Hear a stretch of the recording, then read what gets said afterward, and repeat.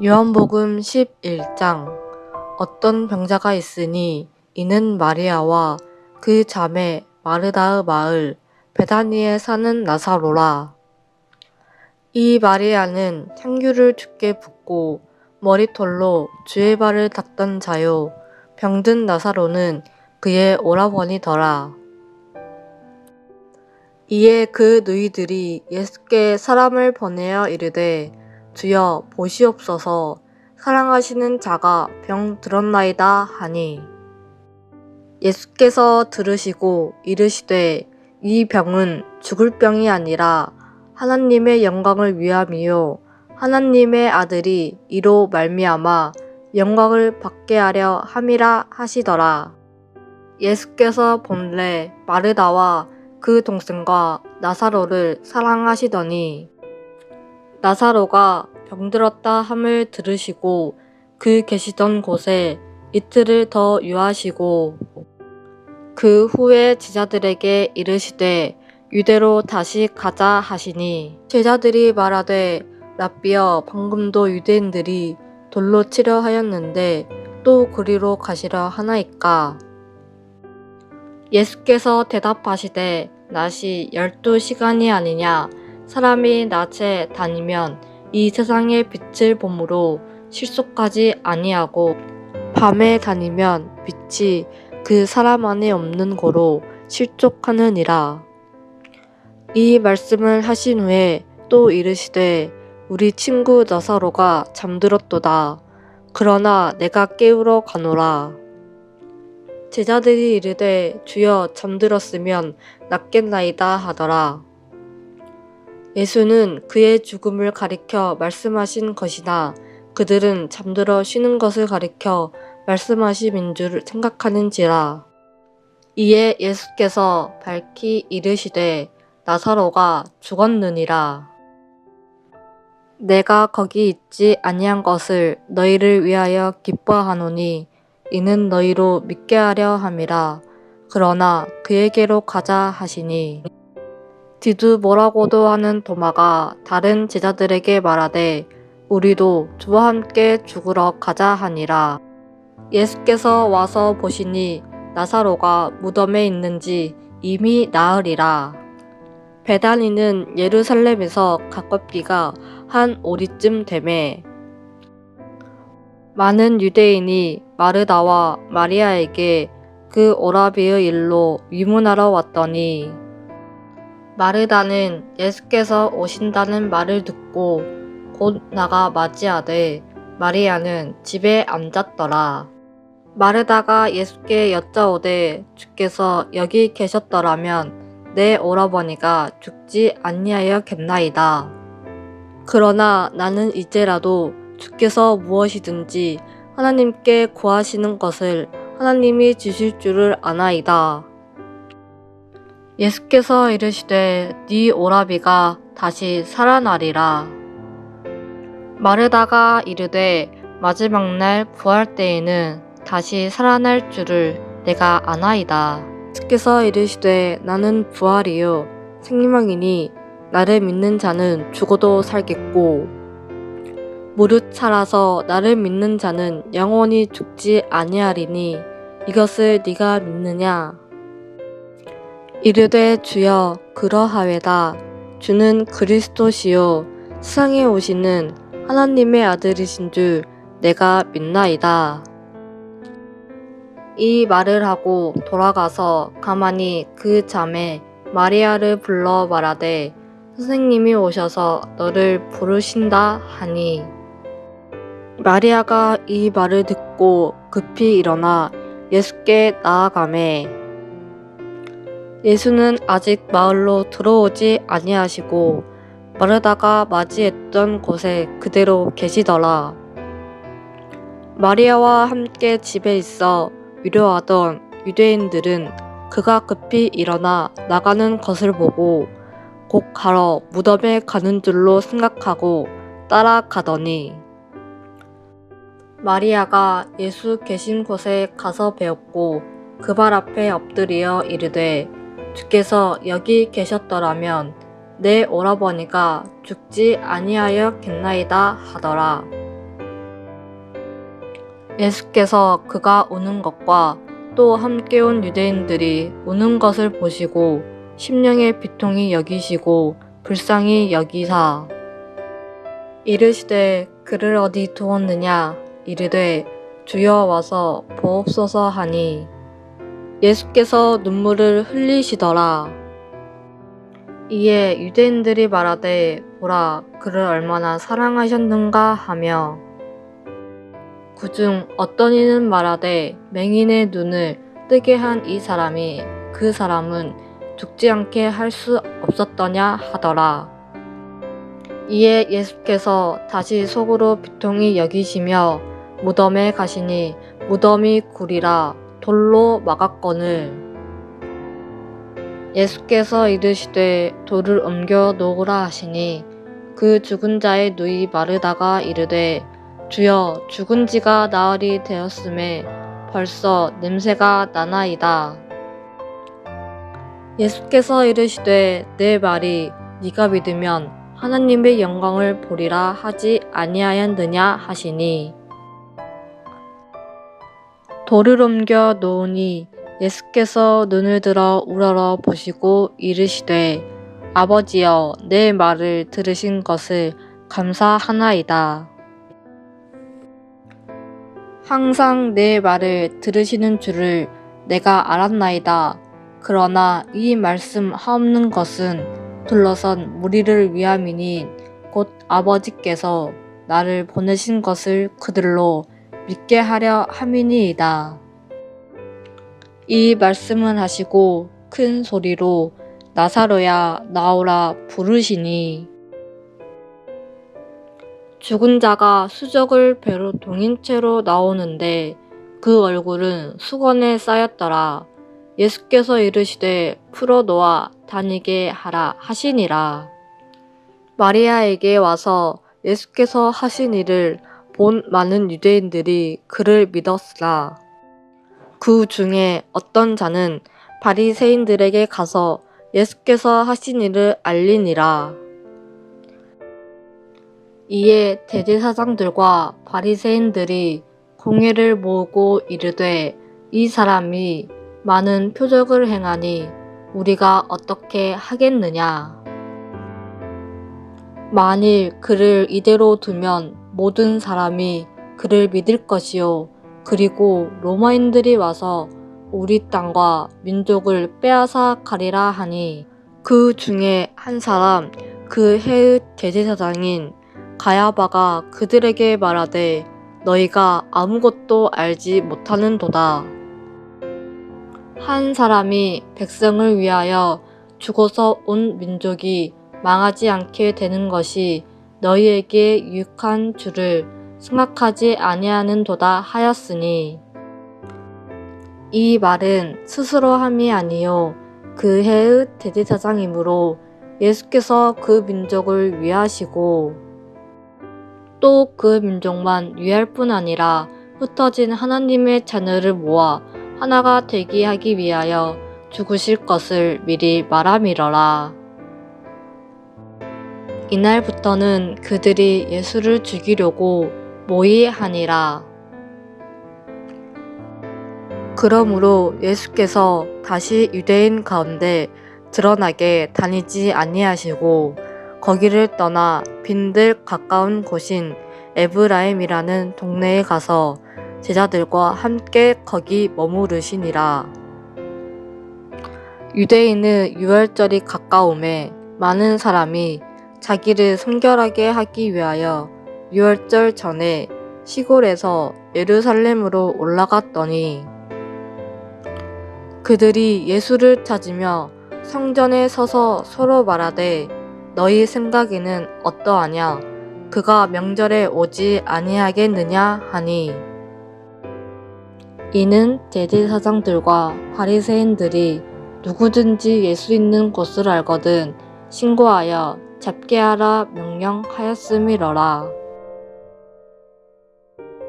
하늘에 계신 우리 아버지여, 이름이 거룩히 여김을 받으시오며 나라가 임하옵시며 뜻이 하늘에서 이룬 것 같이 땅에서도 이루어지이다. 오늘날 우리에게 일용할 양식을 주옵시고 우리가 우리에게 죄 지은 자를 사하여 준 것 같이 우리 죄를 사하여 주옵시고 우리를 시험에 들게 하지 마옵시고 다만 악에서 구하옵소서. 대개 나라와 권세와 영광이 아버지께 영원히 있사옵나이다. 아멘.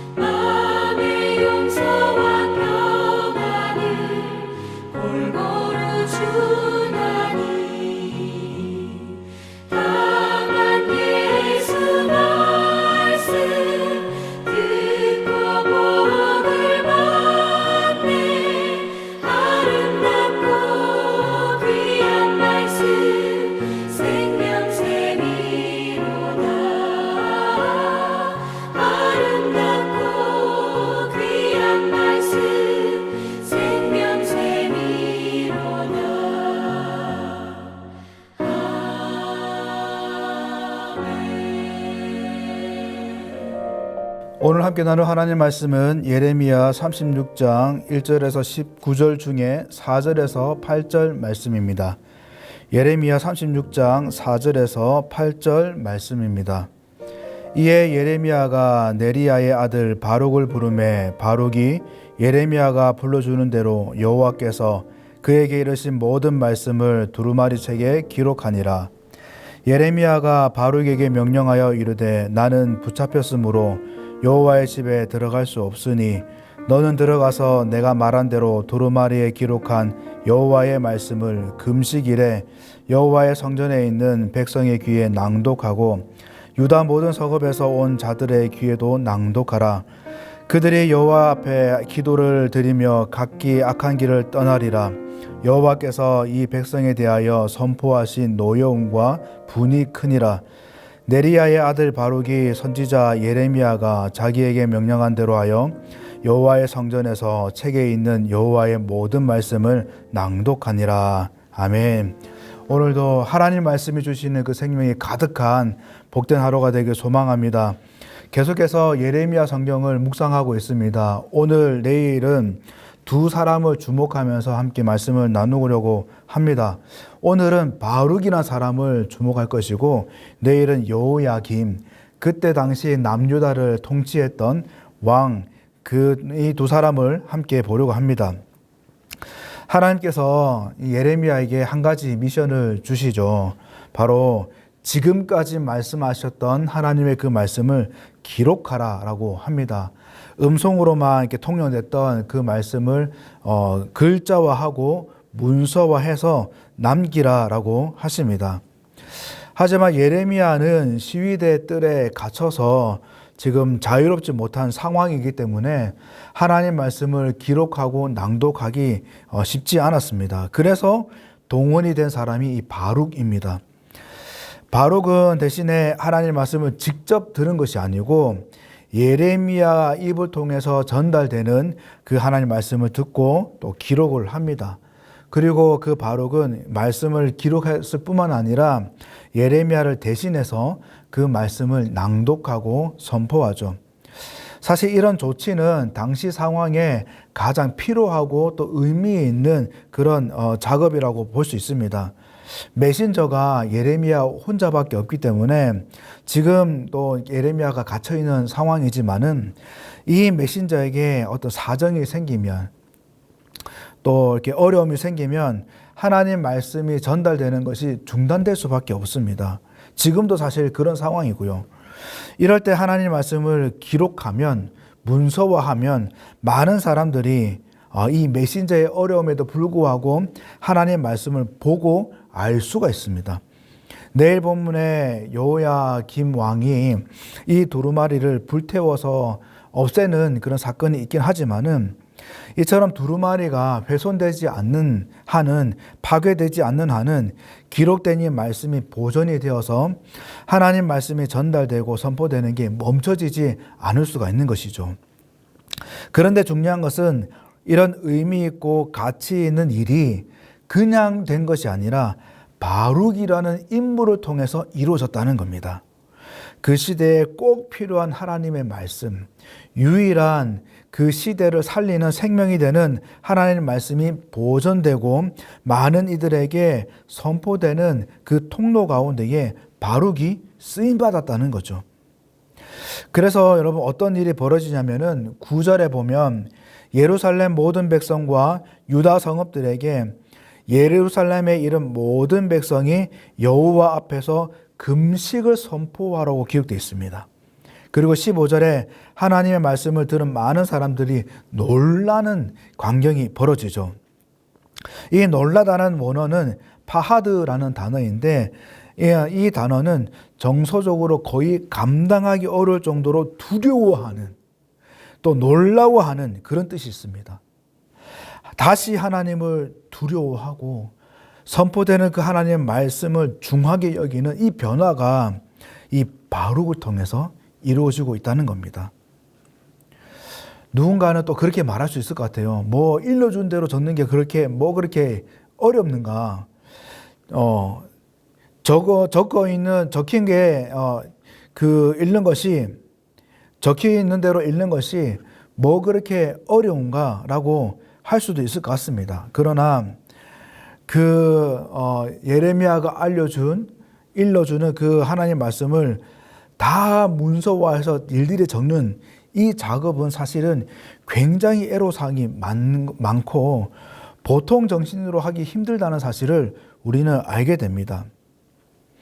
하나님께서 말씀을 기록하라라고 하면서 분량을 말씀하세요.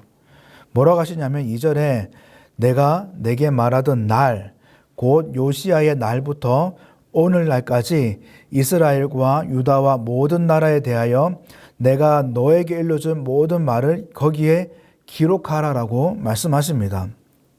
그러니까 이 바룩이 적어야 되는 이 분량이 어떻게 되냐면은 하나님이 예레미야에게 말씀하신 그 첫 번째 날, 요시야의 날, 즉 예레미야가 처음으로 하나님 말씀을 받은 그날부터 지금까지의 이 말씀의 분량입니다.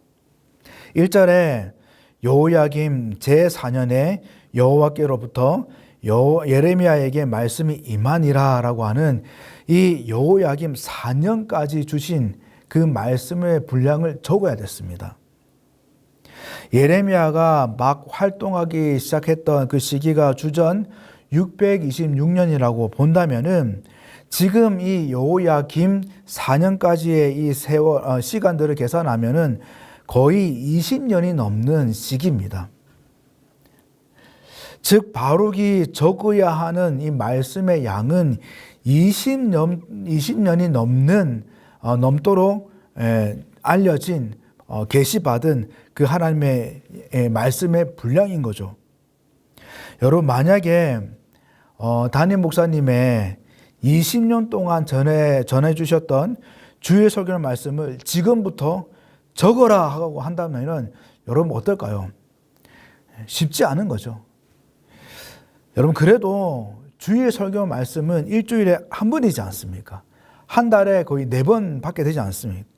받게 되지 않는 것입니다.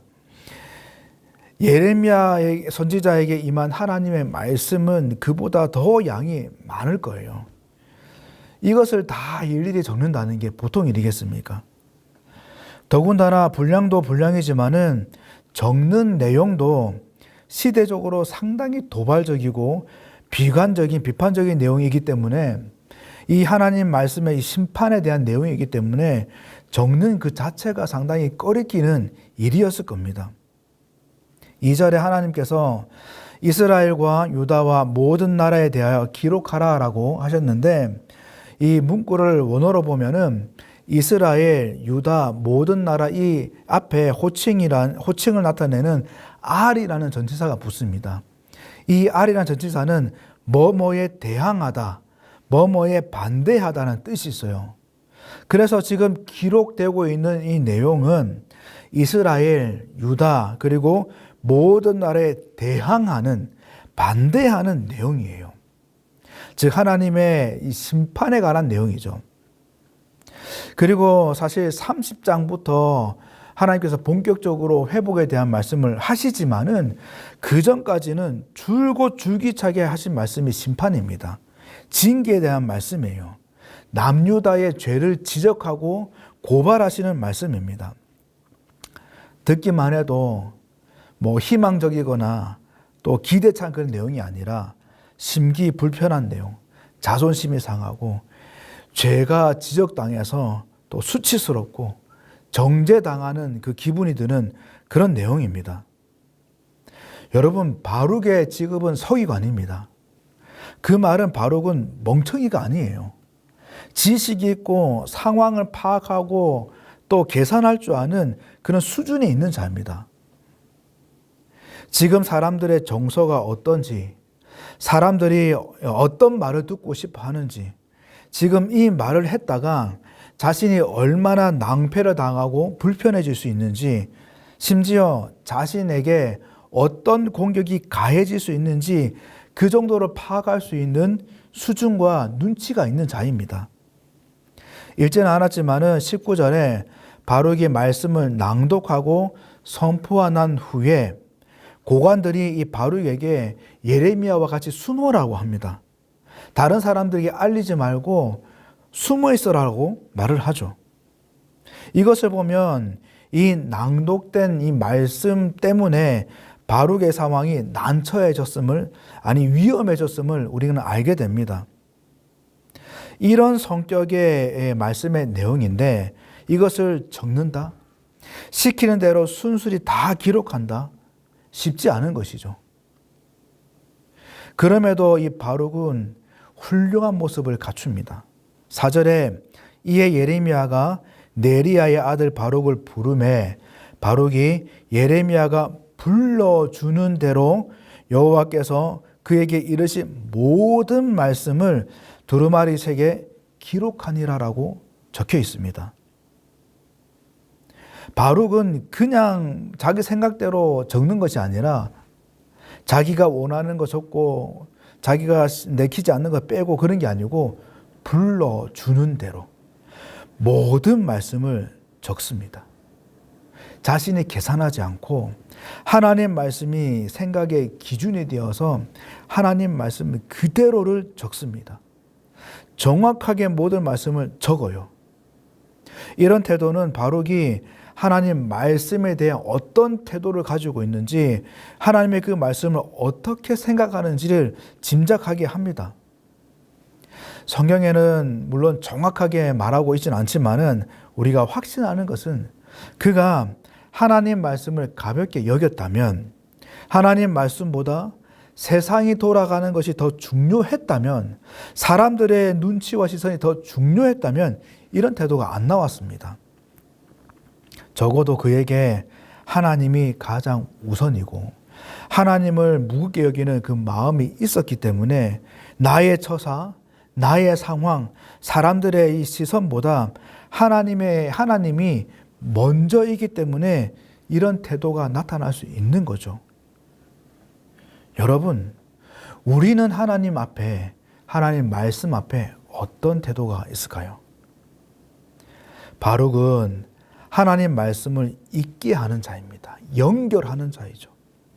예레미야 상황이 난처해서 중단될 수 있었던 그 말씀을 선포하고 전달하는 그 방향을 이어서 가는 자입니다. 세상에 드러난 하나님의 말씀을 더 드러나게 하는 자이죠. 바룩이 두루마리의 이 말씀을 기록하고 모든 사람에게 나타냈다면, 낭독으로 모든 사람에게 그 말씀을 드러내게 했다면, 저와 여러분들은 그 하나님의 말씀, 생명이 되는 그 하나님 말씀을 다시금 우리 마음에, 또 우리 자세와 또 우리 말과 행동에 새겨서 삶의 낭독으로, 또 생활의 여러 손짓과 발짓의 이 낭독으로 하나님 말씀을 온전히 드러내게 하는 자로 살아가길 소망합니다. 오늘도 삶의 고단함은 여전하겠지만, 믿음을 지키고 신앙을 지키는 것이 참 쉽지 않겠지만은, 바룩처럼 하나님 말씀을 잊게 하는 그 자리에 저와 여러분들이 서 있고 살아가기 원하시는 그 하나님 마음을 충만하게 기억하시고, 그 마음이 우리의 생각과 마음에 가득 채워져서 오늘도 삶으로 하나님 말씀을 기록하고 낭독하는 우리가 되길 바랍니다. 세상의 그 어떤 것이 이 하나님 말씀을 읽는 것을 방해할 수도 막을 수도 없는 그 강력함이 우리 가운데 일어나기를 소망합니다. 바룩을 통해 전달된 하나님의 말씀은 심판과 징계여서 그다지 희망적이고 기분이 좋게 하는 말씀은 아니지만, 무엇보다 분명한 것은 그 참혹한 내용 안에는 하나님의 마음이 담겨 있습니다. 유다가 속히 돌아오길 원하는, 유다를 포기하지 않고 끝까지 사랑하시는 하나님의 마음이 담겨 있죠. 말씀을 읽는 자로 살아가는 저와 여러분을 통해서 이 하나님의 마음이 세상 가운데에, 우리의 자녀와 우리의 가족과 우리의 이웃 가운데에 알려질 것입니다. 말씀을 읽는 자인 저와 여러분들 통해서 우리 자녀들이, 이웃들이, 함께하고 있는 많은 이들이 하나님을 보고 하나님을 아는 역사가, 지금도 운행하시고 살아계신 하나님이 알려지는 그 아름다운 역사가 오늘 하루도 우리 인생 가운데에 풍성하게 펼쳐지길 주님의 이름으로 간절히 축복합니다. 기도하겠습니다.